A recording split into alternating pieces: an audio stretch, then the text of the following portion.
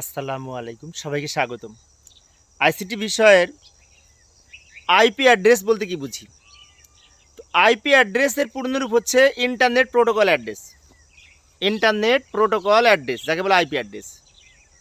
তো আইপি অ্যাড্রেসের সংজ্ঞা যদি আমরা লিখতে চাই, এইভাবে লিখতে পারি যে ইন্টারনেটে ব্যবহৃত প্রত্যেকটা ডিভাইস বা প্রত্যেকটা ওয়েবসাইটের নির্দিষ্ট ঠিকানা থাকে।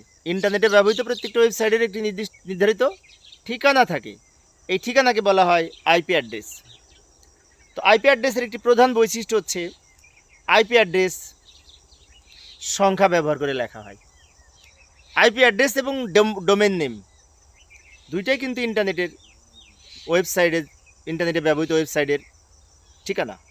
আইপি অ্যাড্রেস ওয়েবসাইটের ঠিকানা, আবার ডোমেন নেমও ওয়েবসাইটের ঠিকানা। কিন্তু ডোমেন নেম লেখা হয় অক্ষর ব্যবহার করে, যেমন www.google.com, এটা কিন্তু ডোমেন নেম, অক্ষর ব্যবহার করে লেখা হয়েছে। আর আইপি অ্যাড্রেস লেখা হয় সংখ্যা ব্যবহার করে।